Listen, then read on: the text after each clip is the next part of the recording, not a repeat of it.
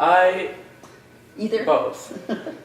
Well, one thing I remember about when I was a child, on Christmas, my dad would call Santa Claus up on that old phone, you know, where you'd ring.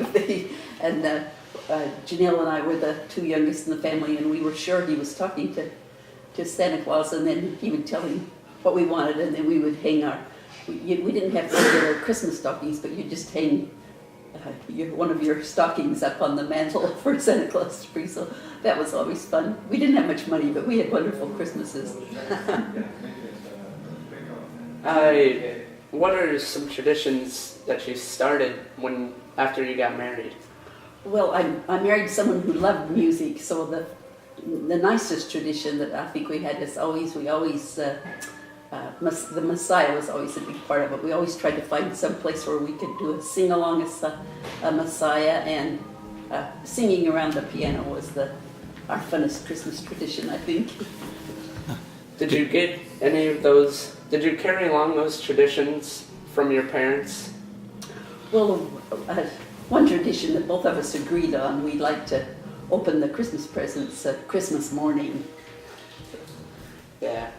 Are there any particular foods that your family has traditionally eaten? Well, we always liked spaghetti and pizza. It was much easier before Ivan got celiac disease, when he couldn't eat anything that had gluten in it. Made it difficult for us to all eat the same things. But like Diet Coke? Yes, we enjoy Diet Coke. What religion are you currently affiliated with? With the LDS Church. LDS? Mm-hmm. Were you raised in the LDS Church? Yes, I was. How many generations of your family were Mormon, and did any of them know Joseph Smith? I'm a fourth generation Mormon, and two of my grandfathers knew Joseph Smith personally. Joseph Leland Haywood corresponded with him. We have letters from Joseph Smith, and they were two of my grandfathers were bodyguards for Joseph Smith. So, did any of your ancestors own slaves? yes, my one great, how many grades back would it be? John Lowe Butler was when he got married, his father-in-law gave him some slaves as a wedding gift, and immediately he freed the slaves. That was the first thing he did after being married. I imagine that made his father-in-law really happy. What political party are you in? Democratic. Okay. Were your parents in this political group, or did you make the shift to it after you were married? My parents were Republicans, but I married a Democrat, and he convinced me to belong to the same party as he did. What is your view on pets in the home? Well, I really, we've had some. We've had both cats and dogs, but I don't know. I enjoy animals, but it seems like they tie you home so much. You always have to find a place to leave them if you want to leave the house. So I enjoy somebody else's pets. Were your children allowed to have pets? Mm-hmm. Like Barney? Well, Jen had a little dog named Sammy, and we had a dog named Bones, and we had a cat named Popcorn, and I can't remember what the name of the little cat that your mom had. But not very many. I wasn't raised with pets at home except the farm animals. So, what did your children, just cats and dogs as pets? Nothing else? Nothing. No snakes. Did you have a number set in your mind when you got married of how many children you were going to have? Oh, I thought probably 4. Yeah. But thank heavens I have 5. How important to you is education? It's very important. I wanted so much for all of my children to be able to go to college. Do you think you got a sufficient amount of education? No, I just have, I graduated from high school. I got married after that. I didn't go on to college. No. Did you get good grades in high school? Yes, I did. I was a good student. Did all of your children go to college or get some degree? Everybody went to college. Janet didn't graduate. She got married before she graduated, but the rest of them all graduated from BYU, and the boys both have master's degrees from Garth's.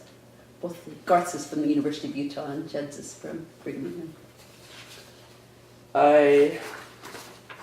How do you think discipline should be carried out? Well, I had a wise old grandfather that thought that life was discipline enough, and I kind of agree with that. Judd maintains that he got spanked once because he didn't smile while he was practicing the piano, but I don't think that's really true. Do you think this way because your parents thought the same way as your grandfather? Yes. Was music important in your family? Well, after I got married, it was very important, and it became very important to me because my husband had a beautiful singing voice, and I didn't like to stay at home while he went to all of these things, and so I started singing in the choirs with him, and I learned to love music. Was humor important in your family? Yes. Do you remember anything about the Japanese relocation during the World War II? That's a really vivid memory for me because we lived close to where the train station where the Japanese came, because the Topaz Relocation Center was in the desert outside of Delta, and Delta was where they came to do their shopping. So from our house, we saw trainloads of the Japanese unloaded. 10,000 Japanese came and were taken out to Topaz, and the closest place where they could come to shop was Delta. So we knew a lot about that. In fact, we had one of the classes out there. Our class would write letters back and forth to the Japanese children.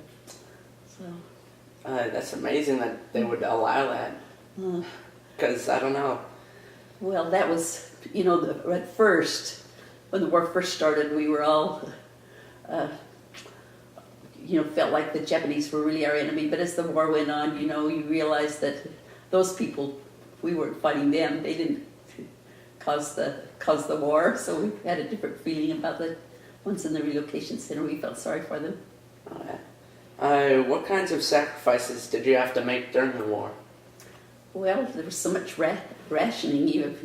Sugar was rationed, and shoes, and meat, and gasoline. And so in school, we weren't able to take field trips because there wasn't any gasoline for us to take the trips until I got to,